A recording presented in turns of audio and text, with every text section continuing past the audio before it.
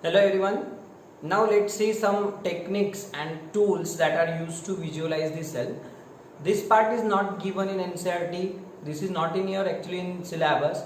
But how we are going to use some certain tools, how we are going to use certain techniques to visualize the content of a cell, to visualize the parts of a cell. Since cells are very smaller in size, they are tiny, we have seen various shapes and sizes, they measure about micrometers in size, so that cells need they cannot be easily visualized with naked eyes. Hence we need some important tools such as your microscopes to visualize that cells. तो हम कुछ tools की मदद लेंगे. Such the tools that are used, tools that we are going to use to visualize a cell. That tools will include, most important one is your microscope, and then your staining techniques. इन दो important techniques और tools के बारे में आपको पता होना चाहिए. Microscope के बारे में थोड़ा बहुत, जैसे कि माइक्रो और स्टेनिंग की भी टेक्निक के बारे में आपको पता होना चाहिए. This part is not given in your syllabus, but some MCQs are there in certain reference books, so therefore these points should be also studied in short only. मैं इनको 10-15 मिनट में निपटाने वाला हूँ. अपने को ज्यादा डिटेल में जाना नहीं है. तुमको जो बेसिक चीजें पता होनी चाहिए मैं बस वही बता रहा हूँ. जैसे कि माइक्रोस्कोप की बात कर रहा हूँ मैं पहले, स्टेनिंग बाद में देखेंगे. Microscope was discovered by Leeuwenhoek. He is regarded as the father of microscopy, as the father of microbiology. He observed living cells for the first time under microscope. Dead cells were observed by Robert Hooke. We have seen in first lecture. So Leeuwenhoek is regarded as the father of microscopy. उसने पहला microscope बनाया था. उसका simple सा microscope, उसकी diagram photo तुमको याद आ रही होंगी. So this was the microscope built by Leeuwenhoek. Okay. इसके बाद आए थे, he constructed a simple microscope. ऐसे ही आए थे ज़कैरियास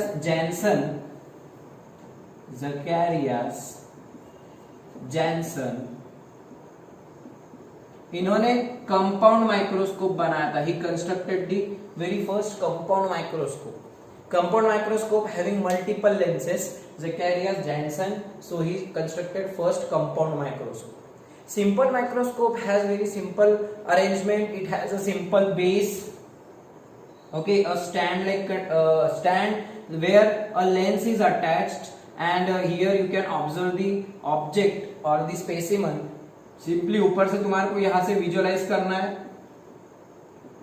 and you can simply view that magnified image directly through the lens. This is very simple microscope. And what is a compound microscope? A compound microscope has multiple lenses.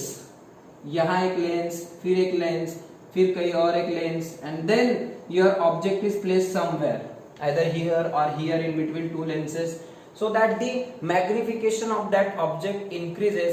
The image that is produced is larger as compared to the image produced by this simple microscope. इसमें multiple lenses use करे रहेंगे. इसमें अपन एक दो lenses use करेंगे जिसकी वजह से मैग्निफिकेशन ज्यादा नहीं मिलेगा. मैग्नीफाई होकर बड़ी इमेज नहीं दिखाई देगी. Simply just take a magnifying glass and try to observe your lines on your hand. तो उसको जैसा मैग्नीफाई कर सकते हैं. Simply try to observe ants, insects, उनको अपन ऑब्जर्व कर सकते हैं. योर हेयर, बस. तो उसको जैसा सिंपल अपन एक मैग्नीफाइंग ग्लास से ऑब्जर्व कर सकते हैं. Just like that you get only at least 10 times greater, double or triple or 5 times larger image than normal. ये तुमको सिंपल माइक्रोस्कोप में मिलेगा. But in a compound microscope you can get 10 times, 50 times, 100 times larger image than normal. वो जो size है उससे 100 times बड़ा दिखाई देगा वो object in a compound microscope. Okay, for example, construction of a compound microscope अगर बात करें, so this is the diagram of a compound microscope that you are going to use in lab. Okay, तुम्हारे जो practical books रहते हैं उनके ऊपर, ये प्रैक्टिकल बुक में फर्स्ट तुम्हारे को प्रैक्टिकल लिखा के लेते हैं 11th में भी.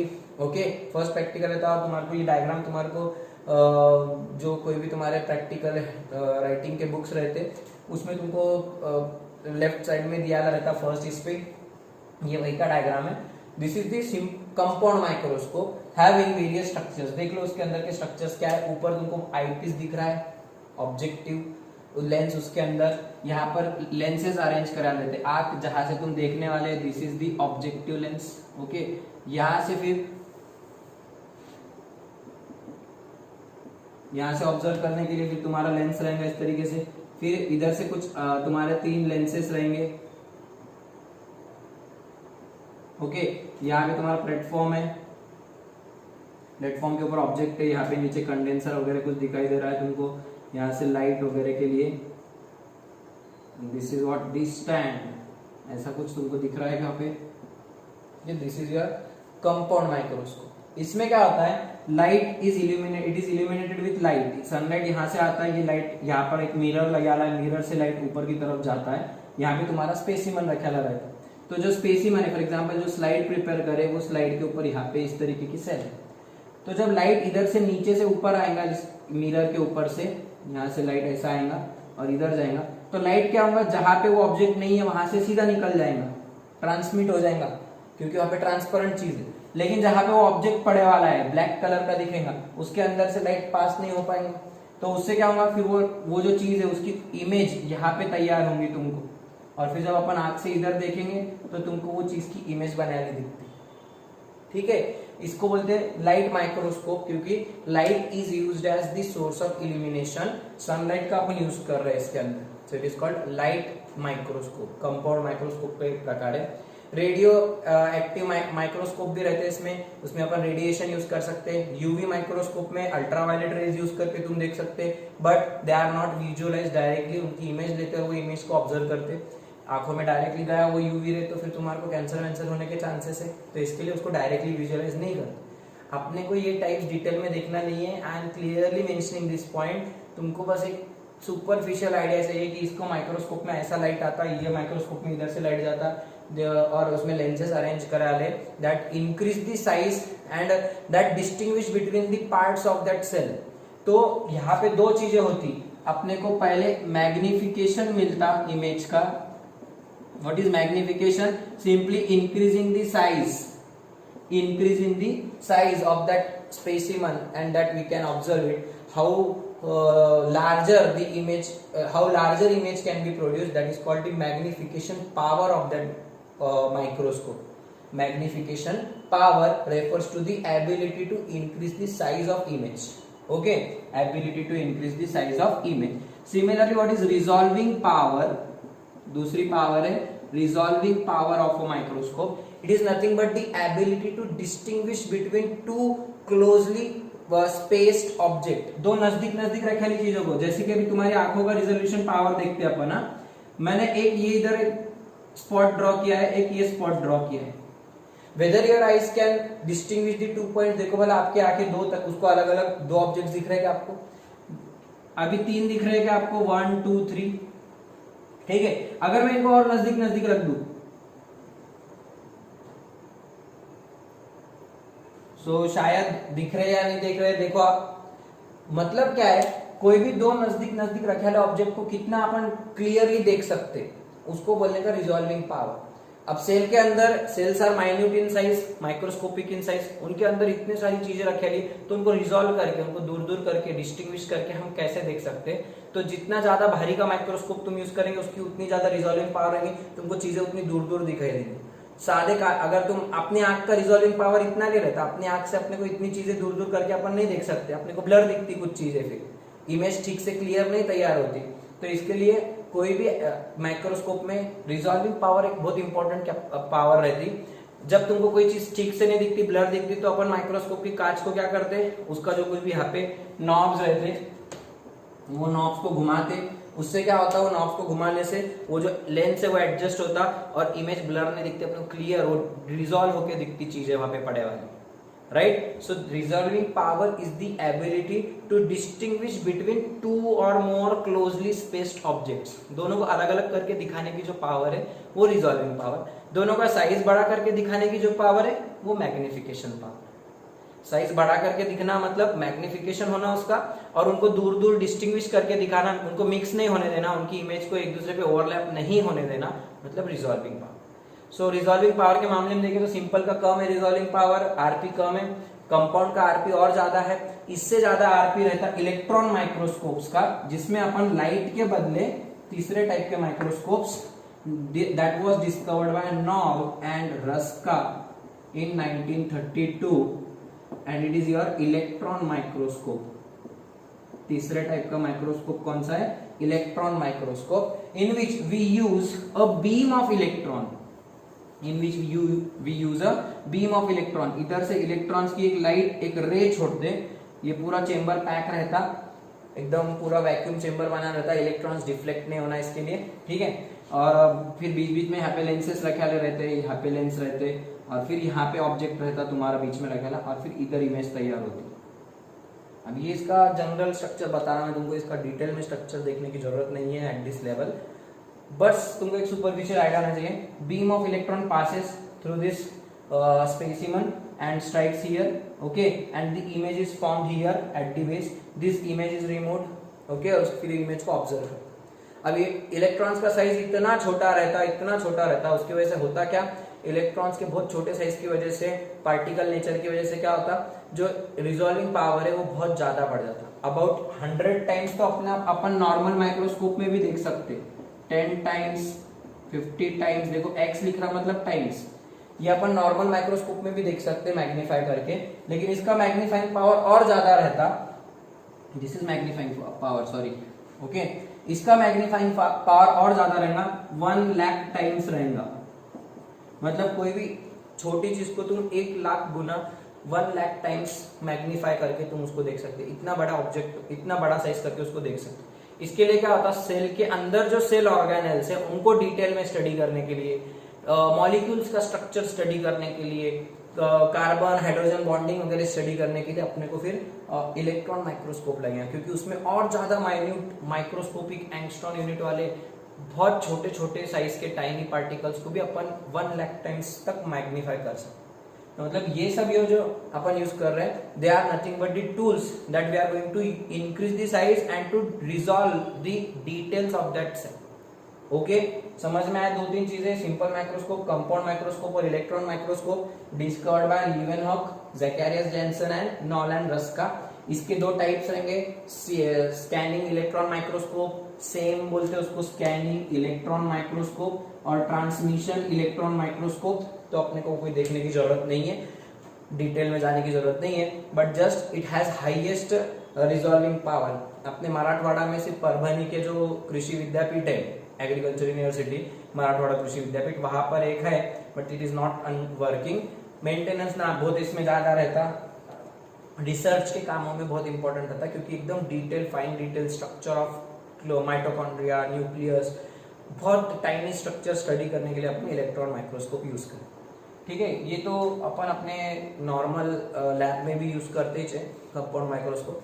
डायग्राम्स देख लो उनके, मैंने फोटोज जो डाला था उस हिसाब से, इलेक्ट्रॉन माइक्रोस्कोप, कंपाउंड माइक्रोस्कोप और सिंपल माइक्रोस्कोप। ठीक है, इसके बाद अब तुमने चीजों को ऑब्जर्व करने का है तुमको, but cells are colourless, cells are colourless. So colourless cells तुमको दिखाई नहीं देंगे, क्योंकि अगर तुमने पानी लिए तो पानी के अंदर बैक्टीरिया है, लेकिन वो दिखते क्या अपने को नहीं। Water drop as it is डाल दिए तुमने इसके ऊपर, स्लाइड के ऊपर, और उसको ऑब्जर्व किया, still you can not visualise bacteria. Bacteria की सेल को या फिर कोई भी दूसरी सेल को अपने को पहले क्या करना पड़ेगा, कलर करना पड़ेगा, so that what happens, light में फिर वो रेड कलर की दिखेंगी, ब्लैक कलर का ऑब्जेक्ट दिखेगा, तो तुमको पहले वो सेल को कलर करना पड़ेगा। And for that colouring we will use various stains, dyes, colours. Okay, आपने ऑयल पेंट नहीं यूज करने का, आपने पेस्टल कलर्स वगैरह तुम्हारे नहीं यूज करेंगे इसके अंदर। ओके, ऑयल पेस्टल्स वगैरह, या फिर तुम्हारे जो स्कूल टाइम में स्केच पेन वगैरह, वो कलर से अपन उनको स्टेनिंग नहीं कर सकते, सेल्स आर वेरी माइन्यूट। तो अपने को सेल्स को स्टेन कलर करने के लिए जो अपन मटेरियल यूज करेंगे, दैट कलर्स और the dyes are known as stains. Okay, and now staining. Second is staining. It is used to color the cells, to give color to the cells and to visualize them proper. Okay, अलग अलग sales को observe करने के लिए, sales के parts को observe करने के लिए अलग अलग कलर्स यूज करेंगे, डाइज यूज करेंगे अपन, सिंथेटिक डाई रहेंगे, नेचुरल डाइज रहेंगे, and that dyes will be used to colour that part. वो सेल उसको एब्जॉर्ब कर लेंगी and it will appear either red, black, blue, yellow, green, अलग अलग कलर के सेल्स अपने को दिखाई देंगे। ओके इसमें कुछ स्टेन्स और डाइस की मैंने तुमको लिस्ट दे रहा हूँ, यहाँ पे एक फोटो दे रहा हूँ, देखो उसको ऑब्जर्व करो। उसमें तुमको अलग अलग स्टेन्स के नाम दे रहे, जैसे कि हेमेटॉक्सिलिन नाम का एक स्टेन है, वो न्यूक्लियस को स्टेन करता, ओके ब्लू कलर दिखाई देता। सैफ्रोनिन जो है वो प्लांट फाइबर्स को स्टेन करेगा, है क्या, सैफ्रोनिन पिंक कलर का दिखाई देगा। इसी तरीके से जेनस ग्रीन बोल के एक है माइटोकॉन्ड्रिया को स्टेन करने के लिए, ये अपन माइटोकॉन्ड्रिया के टाइम पे भी देखेंगे।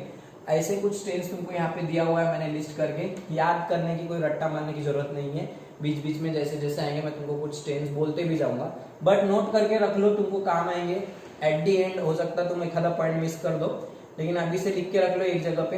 Various stains they are used to stain which part and they appear of which colour after staining. अपने को सेल्स कैसे दिखाई देंगे वो तुमको कलर्स भी दिया है, ओके जैसे कि जेनस ग्रीन याद रखो, mitochondria stain using Janus green, it is a vital dye और vital stain and it gives green colour. Janus green colour का देता अपने को, माइटोकॉन्ड्रिया ग्रीन कलर के दिखाई देते फिर वो सेल के अंदर, ठीक है। वाइटल स्टेन क्या रहता है, it is a stain that does not kill a cell after staining, मतलब सेल मरेंगे नहीं, जिंदा सेल में अपने को माइटोकॉन्ड्रिया हरे कलर की दिखाई देगी। कितना भारी रहता होगा सोचो, Janus green, it is used to stain mitochondria. आपको एमसीक्यू भी मिलेगा, mitochondria is stained with dash dash stain, so it is Janus green. Nucleus के लिए फ्यूलजेन स्टेन, एसिटोकार्माइन बोल के एक लास्ट वाला, chromosomes are stained of red colour using acetocarmine, तो ये भी बहुत इंपॉर्टेंट है। ये कुछ इंपॉर्टेंट स्टेन्स की मैंने आपको फोटो डाला है, इसके अलावा कुछ और स्टेन्स रहेंगे, सो वो आपको एमसीक्यू में मिल ही जाएंगे। This much, these stains are most commonly used to stain various parts of a cell. Okay? Staining समझ में आया। अब इसमें एक इंपॉर्टेंट स्टेनिंग टेक्निक है ग्राम स्टेनिंग। ग्राम स्टेनिंग ये आपको स्टेप वाइज याद ही कर लेने का है अभी से। आप मेरे स्टूडेंट हो, आपको जाकर आप जब भी आगे जाओगे हायर क्लासेस में तो आपको ग्राम स्टेनिंग पता ही होनी चाहिए, 11th में ही है, आपको इसके लिए पता होनी चाहिए स्टेनिंग। आपको कहीं पर भी जाके किसी की मदद लेने की भी ज्यादा जरूरत नहीं पड़ेगी, एक बार आपको टेक्निक अच्छे से समझ गई, एग्जैक्टली जैसे लैब में परफॉर्म करते मैं आपको वैसे ही समझा रहा हूँ और उसकी डायग्राम्स वगैरह भी अच्छे से समझा के बताने वाला हूँ। तो ग्राम स्टेनिंग क्या है, बहुत इंपॉर्टेंट स्टेनिंग है ये। स्टेनिंग के अंदर जो कुछ भी ऐसा क्यों होता है, उसके रिजल्ट्स कैसे आते हैं, क्या आते हैं, मैं बाद में एक्सप्लेन करूंगा। अभी मैं तुमको मेथड बता रहा स्टेनिंग की, ठीक है। वैसे तो बैक्टीरिया के स्ट्रक्चर में आपको फिर से आने वाला है नाम, अभी अपन मेथड देख रहे हैं स्टेनिंग की। Okay, this staining technique was discovered by Christian Graham in 1884 to distinguish, अब इसका एम क्या है, to distinguish between gram positive and gram negative bacterium on the basis of cell wall, on the basis of cell wall। याद रखो, अभी से याद रखो। बैक्टीरिया दो प्रकार के रहते हैं, Gram positive bacteria and Gram negative bacteria. उनको सेल वॉल के बेस पर अपन डिस्टिंग्विश कर सकते हैं, because the structure of cell walls in Gram positive bacteria is different than the structure of cell wall in the Gram negative bacteria. दोनों के cell wall का स्ट्रक्चर अलग अलग रहता, जिसकी वजह से उनका स्टेनिंग अलग अलग होता, उनके कलर्स अलग अलग आते after doing this staining technique. Okay, अब इसमें करने का क्या है, ग्राम स्टेनिंग कैसे परफॉर्म करते हैं, तो क्या करने का, अब तुमको कोई तो भी बैक्टीरिया, अपने को बैक्टीरिया की स्टेनिंग करने के लिए, this staining is used to stain which cells, bacterial staining, bacterial cells को स्टेन करने के लिए अपने को ये यूज करना, याद रखो बैक्टीरिया को स्टेन करने का on the basis of cell wall. Clear? Now what is done in this step, Gram staining में क्या करते हैं, फॉर एग्जाम्पल तुमको किसी बैक्टीरिया की स्टडी करने की, जैसे कि bacteria present in your drinking water, Jalna का जो नल का पानी है तुम्हारा, उसमें कितने बैक्टीरिया है, बहुत सारे, तुमको मालूम है जालने का नल का पानी भी बहुत शुद्ध साफ पानी नहीं है, वो पी के एक आधा पुणे वाला बीमार पड़ जाएगा, बाहर गांव का बंदा एक आधा बीमार पड़ जाएगा, तो डरता पहले जालने का पानी पीना क्या नहीं, क्योंकि बड़ा गंदा पानी अपने आता। But we are resistant, we have developed immunity, हमारी बॉडी में इम्यूनिटी आगे वाली। मैं बुराई नहीं कर रहा जालने के पानी की, but every water consist of some bacteria, Jalna के पानी में भी बैक्टीरिया होंगे ही। तो हम क्या करेंगे, जालना के किसी, फॉर एग्जांपल तुमको सैंपल दिए वाटर का, ड्रिंकिंग वाटर का, बोले ये सैंपल में कितने gram positive gram negative bacteria कौन से स्टडी करने का। Okay, simply collect that sample, उसको एक टेस्ट ट्यूब में ले लो, बॉटल में जमा करके लाओ, उसको टेस्ट ट्यूब में डालो। ओके, वो जो बॉटल है उसमें से फिर क्या करने का, एक ड्रॉप निकालने का पानी एक पिपेट वगैरह की मदद से, with the help of pipette या dropper. Okay, take a drop of that sample and spread it on a slide. उसको एक स्लाइड के ऊपर डाल देने का. ये slide glass slide, pure clean grease free, उसके ऊपर कोई स्क्रैचेस वैचेस नहीं रहना, नई स्लाइड यूज करने का. ओके, इसके ऊपर वो ड्रॉप ऑफ वाटर यहाँ पे डाल देना. Place this sample on this. Okay, by using another slide, एक दूसरी स्लाइड लेने का. Place that slide at 45 degree angle. कितने का एंगल बनाने का यहाँ पे, 45 डिग्री एंगल. ये एक स्लाइड है. ओके, यहाँ पे एक ड्रॉप वाटर रखने का और यहाँ पे दूसरी स्लाइड. ओके, इस तरीके से रखने का at an angle of 45 degree. मैं तुमको टेक्निक एक्सपेरिमेंटली बता रहा, तुमको जल्दी समझ में आएंगी, इसके लिए डिटेल में बता दे रहा हूँ. इसके बाद ये जो स्लाइड है इसको इस तरीके से स्लाइड करने का. यहाँ पे slide the slide, what, slide the slide like this. उससे क्या होगा, जो ड्रॉप ऑफ वाटर यहाँ पे पड़े वाला है, so drop of water will spread and it will form a thin film of water on this slide. Water की क्या हो जाएगी, एक थीन फिल्म तैयार हो जाएगी. यहाँ पे फैल जाएगा ना पूरा पानी, क्योंकि तुम उसको स्लाइड कर रहे हैं, इस तरीके से स्प्रेड कर रहे हैं. Okay, then allow this slide to simply vaporise the water and dry up. उसको ड्राई अप होने के लिए रख दो, सूखने के लिए रख दो. ओके, फॉर फिक्सिंग दिस, उसके अंदर जो भी बैक्टीरिया है वो वहीं पे रहने के लिए क्या करने का, just you can use a slight heat to dry up that slide. बस एक बर्नर रहेगा, बर्नर पे से ऐसा दूर से घुमाने का उसको, एकदम बर्नर पे नहीं रख देने का, जल जाएंगे पूरे बैक्टीरिया, मर जाएंगे, वैसा नहीं करना. दूर से ऐसा भाप देने की बस उसको, using a burner, so that it dries easily and the bacteria fixes to the slide proper. This step is called fixation.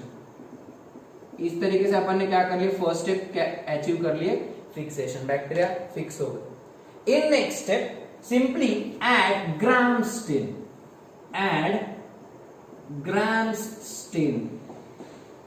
add grams stain to it. What is gram stain? Gram stain is the mixture of alcoholic KOH and crystal violet. Gram stain is the mixture of grams, write down it, gram stain is the mixture of alcoholic KOH and crystal violet, dissolved in crystal violet.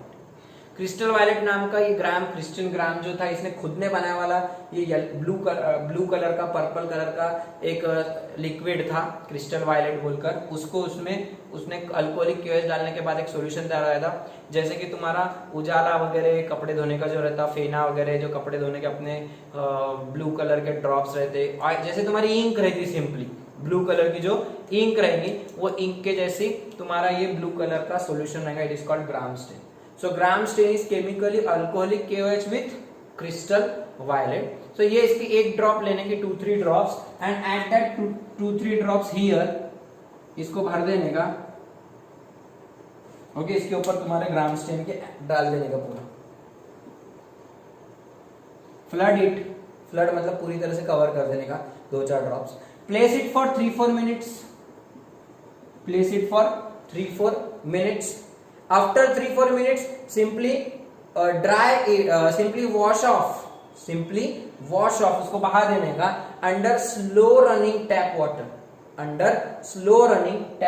पानी का नल रहेगा, वो नल के नीचे लेके जाने का, but the tap water should be slow running. एकदम फुल प्रेशर से नल के नीचे बहा दिए, पूरे बैक्टीरिया बह के चल जाएंगे. एकदम स्लो रनिंग टैप वाटर में उसको तुमने क्या करने का, वॉश ऑफ कर देने का, क्योंकि ये एक्सेस का जो है एक्स्ट्रा वाला पूरा पट्टा, एक्स्ट्रा का जो कुछ भी स्टेन है वो निकल. ये 3-4 मिनट में क्या होता, जो बैक्टीरिया है that bacteria absorb the blue colour. Bacteria कौन सा कलर एब्जॉर्ब कर लेते, blue colour of that stain. ठीक है, उसके बाद क्या करने का, अभी आप इसको एब्जॉर्ब कर लिए, but still this dye is not fixed. अभी ये फिक्स नहीं हुआ इसके अंदर. ओके, अभी इसके ऊपर क्या करने का, now add potassium iodide solution.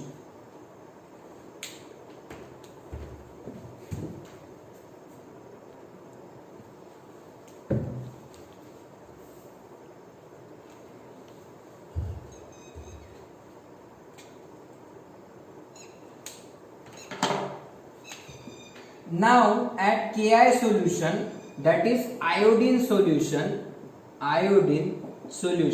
सबसे पहले स्टेप में अपन ने क्या ऐड किए, पहले किए फिक्सेशन, उसके बाद में अपन ने ऐड किए फिक्सेशन के बाद में क्रिस्टल वायलेट, तीसरी स्टेप में क्या ऐड करने का, iodine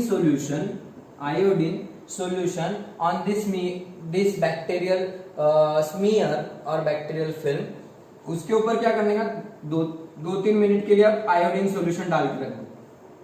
what is the role of iodine solution here, iodine acts as a fixative or mordant. Iodine solution acts as a mordant. What is a mordant? It is a special chemical that helps in fixing the dye properly into the cell. वो जो die अपन ने अब डाला है वो sales ने absorb तो कर ली, लेकिन वो सेल्स में ठीक से घुस के बैठ जाना, सेल्स ने उसको ठीक से कॉम्प्लेक्स बनाना, सेल्स के जो केमिकल्स है उसके साथ में वो पूरी तरह से फिक्स हो जाना चाहिए। अपना जो मेन स्टेन है, प्राइमरी स्टेन जो है, so that primary stain is absorbed by cell and it is properly fixed into cell wall by this mordant.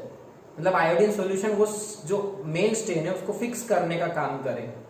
Okay, इससे होगा क्या, क्रिस्टल वायलेट बह के नहीं जाएगा। अब अगर तुम क्रिस्टल वायलेट पे दूसरी कोई केमिकल डालेंगे तो वो बह के नहीं जाएगा, तो थोड़ी देर उसको फिक्स करने के लिए रख दो with the help of iodine solution for 2-3 minutes and then again wash off with water and then add, इसको पानी के साथ धो लिए तो धोने के बाद में थोड़ा सा हल्का दिखाई देगा, ये लाइट कलर का दिखाई देगा। Okay, and then add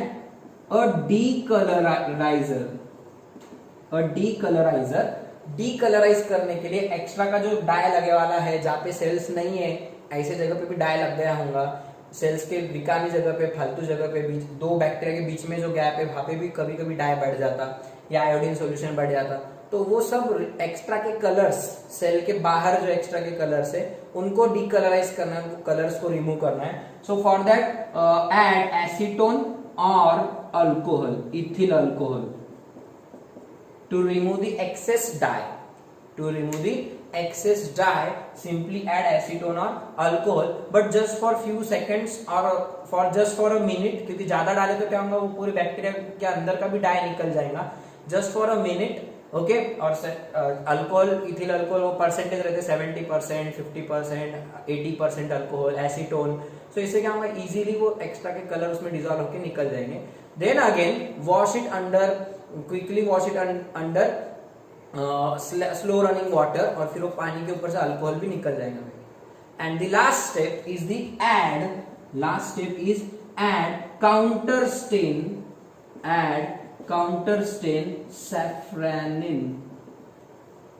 stand safranin देखो कैसा दिखाई देता, पिंक कलर का, ऐसा ये रहेगा, ऑरेंज पिंक कलर का एक सॉल्यूशन रहेगा, उसके 2-4 ड्रॉप्स पूरे वापस से स्लाइड पे फैला देने के, लास्ट में अल्कोहल डाल के धोने का, और उसके बाद सैफ्रानिन डालने का। Now what happens, safranin is again taken by certain bacteria. Okay, अब इसमें फिर ये हो गया last step, again after 3-4 minutes wash it under slow running tap water.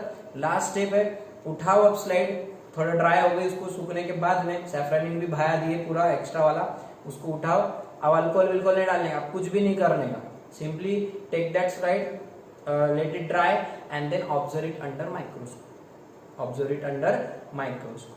तुमको माइक्रोस्कोप में स्लाइड देखने की। Okay, under observation, your observations under microscope will be that, ऐसी इमेज दिखाई देगी तुमको, या तो कुछ बैक्टीरिया पिंक कलर के होंगे, या तो कुछ बैक्टीरिया वायलेट या ब्लू कलर के दिखेंगे। वायलेट को ब्लू बोल रहा हूं मैं। तुम्हारे ऑब्जर्वेशन क्या रहेंगे, कुछ बैक्टीरिया पिंक कलर के, कुछ बैक्टीरिया ब्लू कलर के। तो जो बैक्टीरिया ब्लू कलर के या फिर वायलेट कलर के, वो ग्राम पॉजिटिव बैक्टीरिया है, और जो निगेटिव बैक्टीरिया है दे appear pink in colour.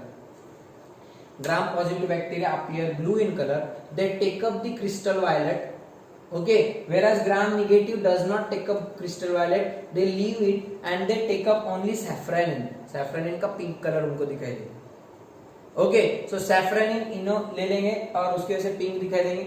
gram positive bacteria will appear blue in color due to taking up the crystal violet. Why, how, what happens there, why they do not take other stain, जो कुछ भी बातें हैं वो मैं तुमको बाद में बताऊंगा।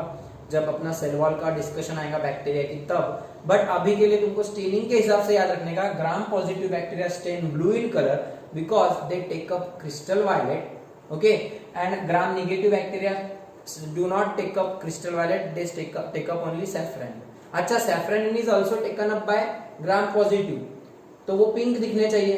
अरे पिंक से ज्यादा डार्क ब्लू कलर रहता ना, ये सैफ्रनिन भी ले लेते और क्रिस्टल वायलेट भी ले लेते, दोनों उनमें फंस जाता.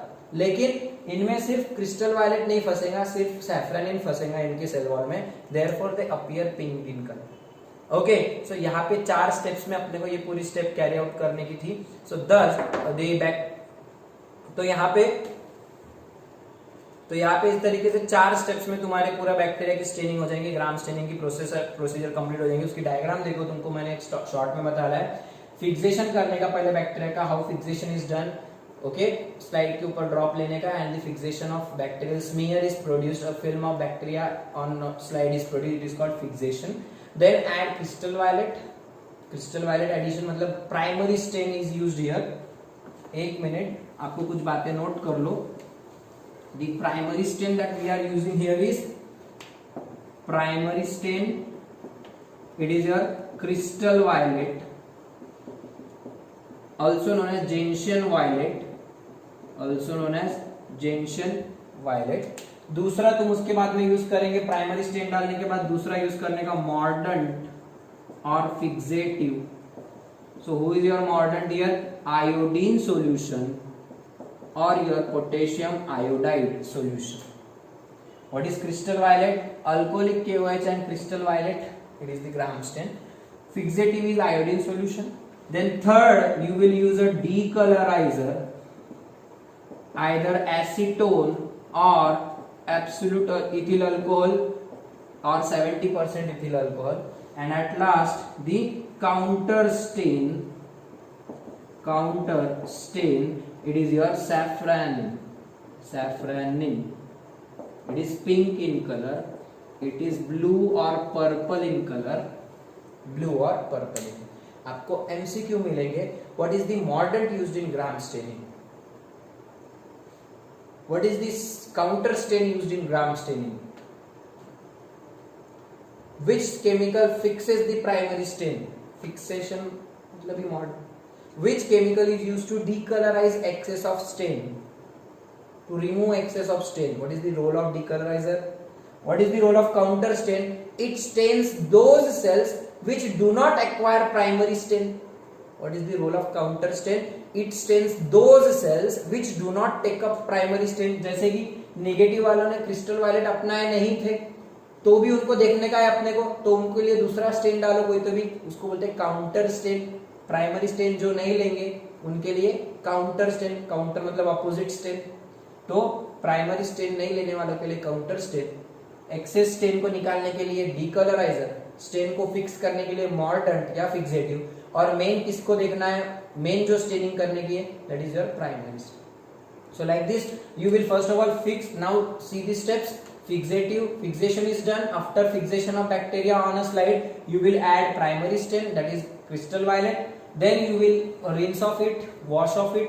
Okay, उसके बाद में add your fixative iodine solution, KI solution or simply iodine. Then again place it for few minutes, remove it, wash off with water, and then add your decolorizer, that is alcohol और acetone.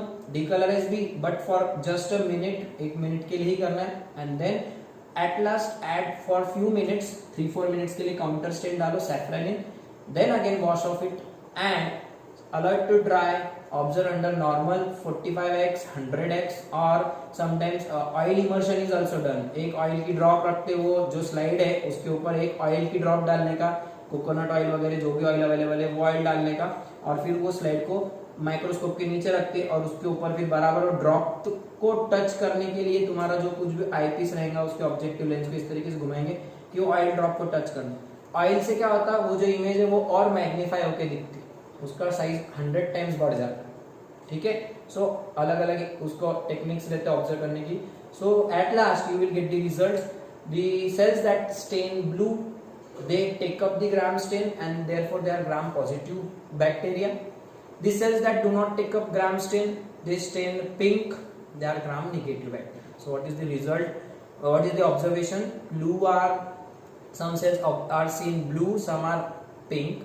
What is the result? Blue bacteria are gram positive and pink bacteria are gram negative. And what is the conclusion? Blue bacteria take up the crystal violet and pink bacteria do not take up crystal violet, hence the colors appear.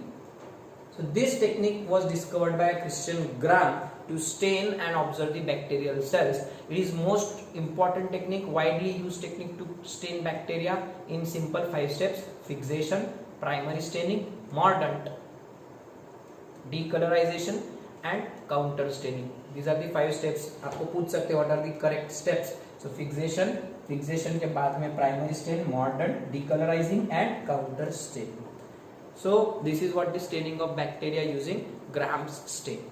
Sales को भी ऐसे stand करते हैं, अलग अलग stains डालते हैं, उनके अपने अपने टेक्निक्स है. हमको वो टेक्निक्स देखनी नहीं है, बट हमारे लिए इंपॉर्टेंट टेक्निक थी gram staining. So I taught you this one.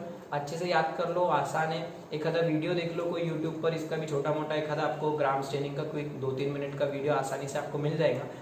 And thus we can observe bacteria by distinguishing them into 2 different colors using this gram stain.